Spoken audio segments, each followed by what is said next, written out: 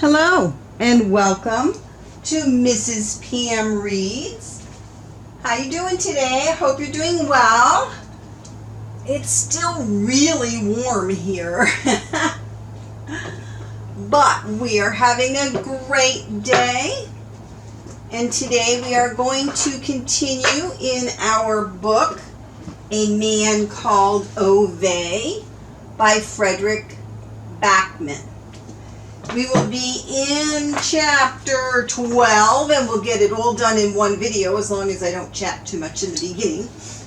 In chapter 11, the neighbor, the lanky one, fell off the ladder, and his wife came over and insisted that Ove take them, I assume that's her and her children, we'll find out, but to the hospital to see her husband.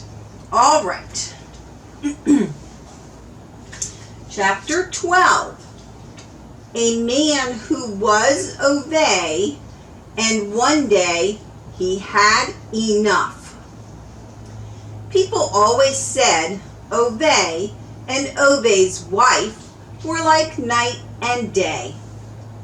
Ove realized full well, of course, that he was the night. It didn't matter to him.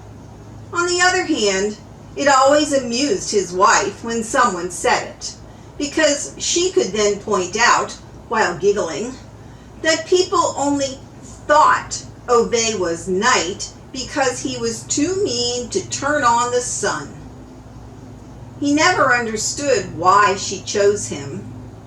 She loved only abstract things like music and books and strange words.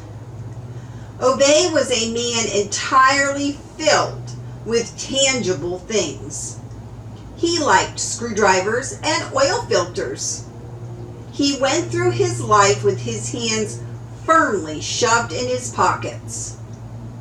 She danced. You only need one ray of light to chase all the shadows away, she said to him once when he asked her why she had to be so upbeat the whole time. Apparently, some monk called Francis had written as much in one of her books. You don't fool me, darling, she said with a playful little smile and crept into his big arms. You're dancing on the inside, Ove, when no one's watching.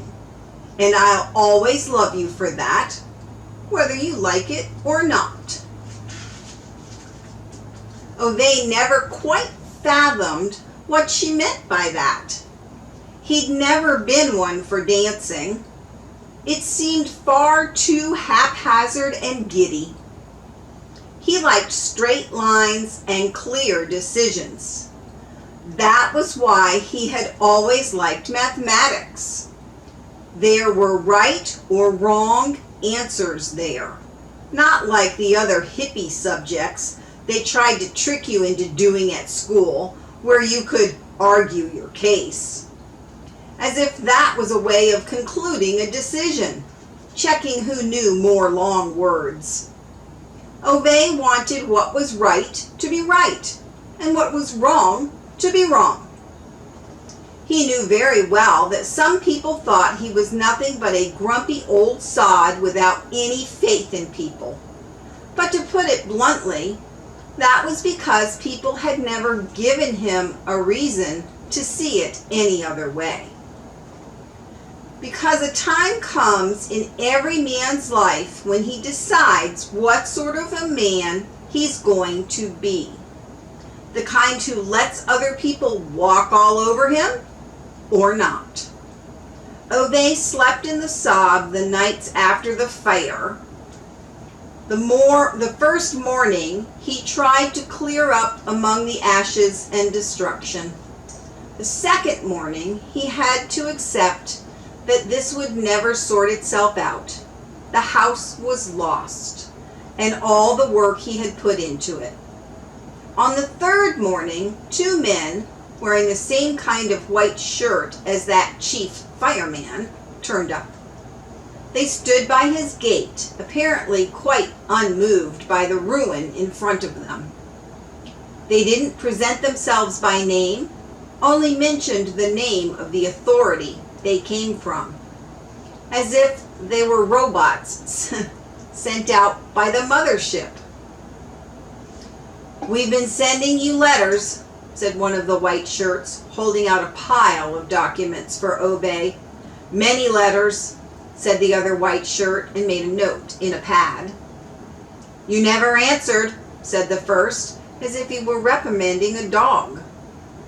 Ove just stood there, defiant. "Very unfortunate, this," said the other with a curt nod at what used to be Ove's house.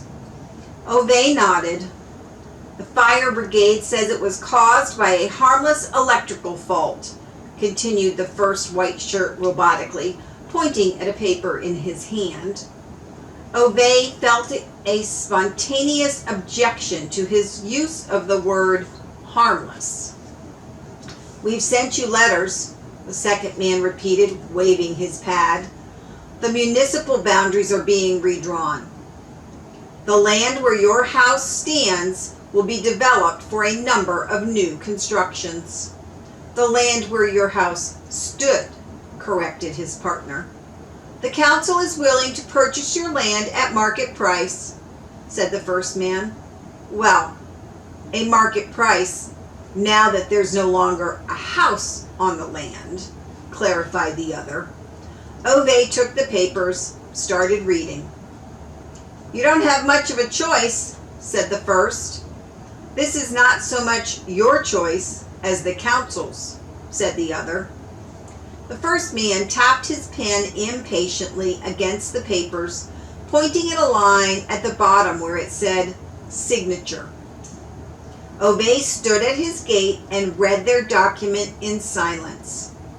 He became aware of an ache in his breast.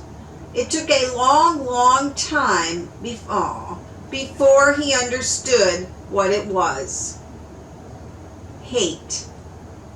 He hated those men in white shirts.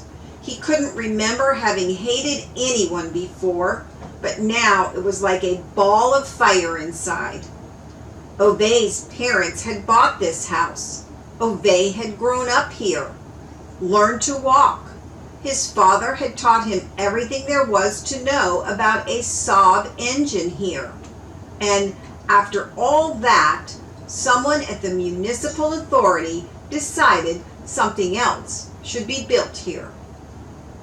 And a man with a round face sold insurance that was not insurance. A man in a white shirt prevented Ove from putting out a fire, and now two other white shirts stood there talking about market price. But Ove really did not have a choice. He could have stood there until the sun had completely risen, but he could not change the situation. So he signed their document while keeping his fist clenched in his pocket. He left the plot where once his parental home had stood, and he never looked back. Rented a little room from an old lady in town, sat and stared desolately at the wall all day. In the evening, he went to work, cleaned the train compartments. In the morning, he and the other workers were told not to go to their usual changing rooms. They had to go back to the head office to pick up new sets of work clothes. As Ove was walking down the corridor, he met Tom.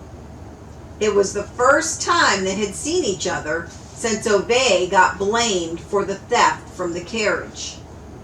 A more sensible man than Tom would probably have avoided eye contact or tried to pretend that the incident had never happened. But Tom was not a more sensible sort of man. "Well, if it isn't the little thief," he explained with a combative smile. Ove didn't answer. Tried to get past, but got a hard elbow from one of the younger colleagues Tom surrounded himself with. Ove looked up. The younger colleague was smiling disdainfully at him. "Hold on to your wallets! The thief's here!" Tom called out so loudly that his voice echoed through the corridors. With one hand, Ove took a firm grip on the pile of clothes in his arm, but he clenched his fist in his pocket. Went into a changing room, took off his dirty old work clothes, unclipped his father's dented wristwatch, and put it on the bench. When he turned around to go into the shower, Tom was standing in the doorway. "We heard about the fire," he said. Ove could see that Tom was hoping he'd answer. "That father of yours would have been proud of you.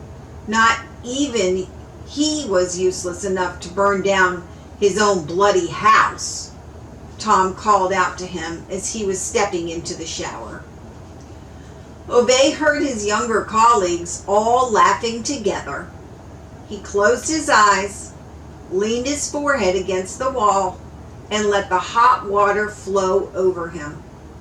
He stood there for more than 20 minutes, the longest shower he'd ever had. When he came out, this is a kind of a chapter. When he came out, his father's watch was gone. Ove rooted among the clothes on the bench, searched the floor, fine-combed all the lockers. A time comes in every man's life when he decides what sort of a man he is going to be. Whether he's the kind who lets other people tread on him or not. Maybe it was because Tom had put the blame on him for the theft in the carriage. Maybe it was the fire. Maybe it was the bogus insurance agent or the white shirts. Or maybe it was just enough now. There and then it was as if someone had removed a fuse in Ove's mind. Everything in his eyes grew a shade darker. He walked out of the changing room, still naked, and with water dripping from his flexing muscles. Walked to the end of the corridor, to the foreman's changing room, kicked the door open, and cleared away through the astonished press of men inside. Tom was standing in front of a mirror at the far end, trimming his bushy beard. Ove gripped him by the shoulder and roared so loudly that the sheet metal covered walls echoed. "Give me back my watch!" Tom, with a superior expression, looked down at his face. His dark figure towered over Ove like a shadow. "I don't have your Give it here!"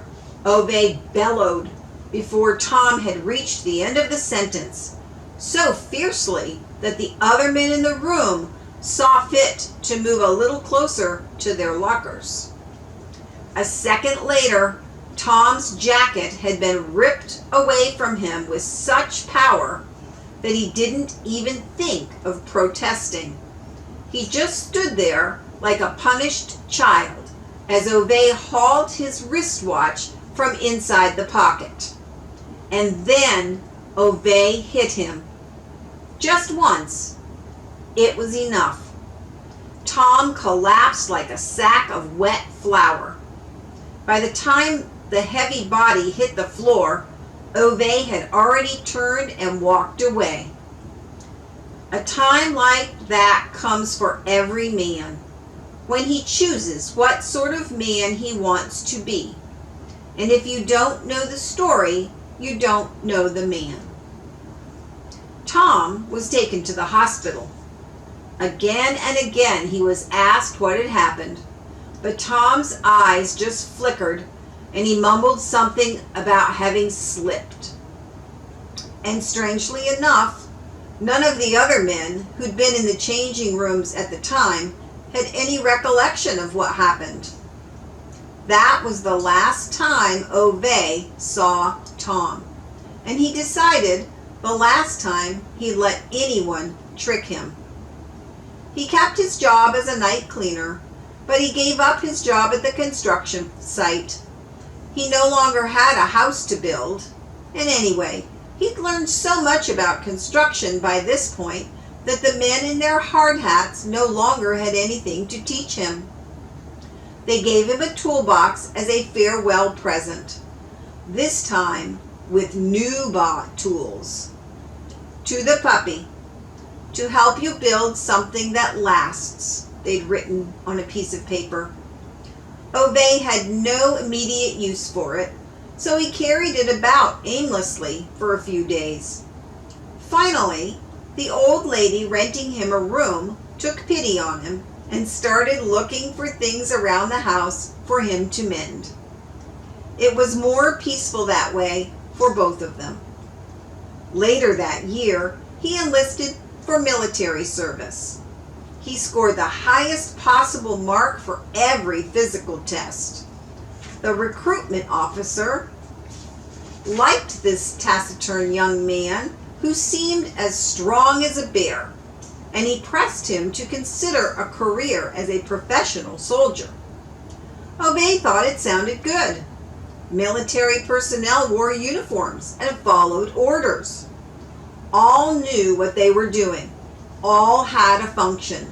Things had a place. Ove felt he could actually be good as a soldier. In fact, as he went down the stairs to have his obligatory medical examination, he felt lighter in his heart than he had for many years, as if he had been given a sudden purpose, a goal, something to be. His joy lasted no more than 10 minutes. The recruitment officer had said that the medical examination was a mere formality, but when the stethoscope was held against Ove's chest, something was heard that should not have been heard. He was sent to a doctor in the city. A week later, he was informed that he had a rare congenital heart condition. He was exempted from any further military service. Ove called and protested. He wrote letters. He went to 3 other doctors in the hope that a mistake had been made. It was no use. Rules are rules, said a white-shirted man in the Army's administrative offices the last time Ove went there to try to overturn the decision. Ove was so disappointed that he did not even wait for the bus. Instead, he walked all the way back from the train station. He sat on the platform, more despondent than at any time since his father's death. Goodness. Death. A few months later, he would walk down that platform with the woman he was destined to marry. But at that precise moment, of course, he had no idea of this. He went back to his work as a night cleaner on the railways, grew quieter than ever. The old lady whose room he rented eventually grew so tired of his gloomy face that she arranged for him to borrow a nearby garage. After all, the boy had that car he was always fiddling with, she said. Maybe he could keep himself entertained with that. Ove took his entire Saab to pieces in the garage the next morning. He cleaned all the parts and then put them together again to see if he could do it and to have something to do. When he was done with it, he sold the Saab at a profit and bought a newer but otherwise identical Saab 93. The first thing he did was to take it to pieces to see if he could manage it. And he could. His days passed like this, slow and methodical. And then one morning, he saw her. She had brown hair and blue eyes and red shoes and a big yellow clasp in her hair. And then there was no more peace and quiet for Ove. And that is the end of chapter 12. It's interesting, we seem to go back and forth between the past and the present. So we will see what happens next time when we continue in our book, A Man Called Ove. Ugh. All right. Oh, the rocking chair's rocking today. All right, you guys, this is, of course, just my little sign, right, that says, please click the subscribe button. So if you haven't, go ahead and do that. And then when you see the little bell, click that. And then you'll get an update when a new video posts. All right, I hope you have a wonderful day, and I will see you next time. Bye.